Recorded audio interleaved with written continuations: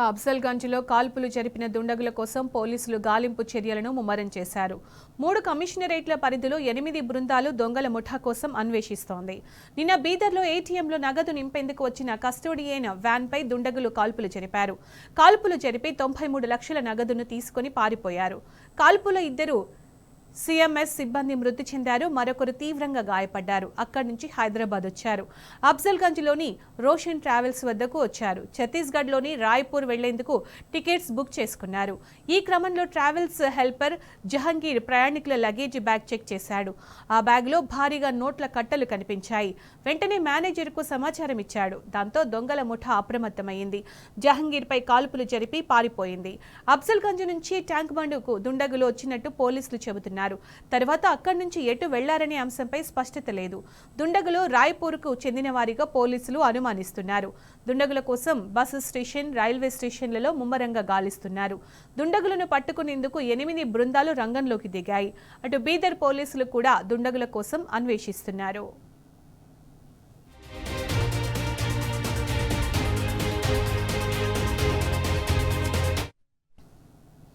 అఫ్జల్గంజ్లో కాల్పులు జరిపిన దుండగుల కోసం పోలీసులు గాలింపు చర్యలు ముమ్మరం చేశారు. దీనికి సంబంధించిన పూర్తి సమాచారం మా ప్రతినిధి భాస్కర్ అందిస్తారు. భాస్కర్, అఫ్జల్గంజ్ కాల్పుల ఘటనకు సంబంధించి రాష్ట్ర పోలీసు యంత్రాంగం దీన్ని సీరియస్ గా తీసుకుంది. 8 ప్రత్యేక బృందాలతో గాలింపు చర్యలు చేపడుతున్నారు. ట్రై కమిషనర్ పరిధిలో హైదరాబాద్, రాచకొండ 3 కమిషనర్ల పరిధిలో మొత్తం 8 బృందాలు ఏర్పాటైనటువంటి పరిస్థితి.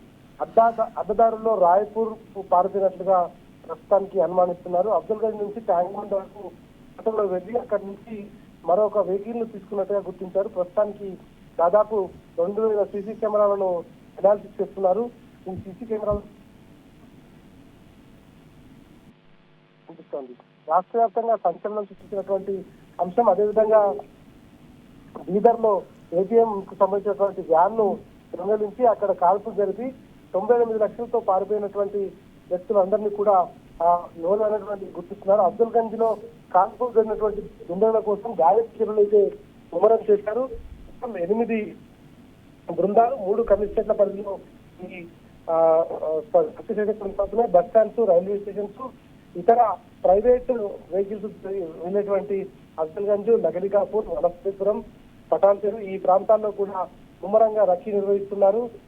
మొత్తం 3 కమిషనర్ల పరిధిలో కాకుండా ఆనుకునేటువంటి పరిసర ప్రాంతాలు ఉన్నటువంటి జిల్లాల ఎస్పీలకు కూడా సమాచారం అందించారు. బీదర్ లో కస్టోడియన్ వ్యాన్ పై కాల్పులు జరిపి దాదాపు 98 లక్షల రూపాయల నగదు చోరీ చేసి అక్కడి నుంచి హైదరాబాద్ కు వచ్చి అఫ్జల్గంజ్ కు చేరుకున్నటువంటి దుండగులు రాయ్పూర్ టికెట్ బుక్ చేసుకున్నటువంటి సందర్భంలో ప్యాసింజర్స్ బ్యాగ్ తనిఖీ చేస్తున్నటువంటి సందర్భంలో దాంట్లో నోట్ల కట్టలు కనిపించాయి. డబ్బులు ఇవి ఎక్కడికి తీసుకెళ్తారని ప్రశ్నించినటువంటి జహంగీర్ ట్రావెల్స్ సంబంధించినటువంటి హెల్పర్ జహంగీర్ పైన కాల్పులు జరిపి పాల్గొనేటువంటి దుండగులు అక్కడి నుంచి ట్యాంక్ బండ్ కు వచ్చి ట్యాంక్ బండ్ లో దగ్గర ఆటో దిగిపోయి ఇక్కడ నుంచి ఎటు వెళ్లిపోయారనేటువంటి మాత్రం ఇంకా పోలీసులు బయటపెట్టలేదు. సిటీ కెమెరాను అయితే అనాలిసిస్ కొనసాగుతోంది.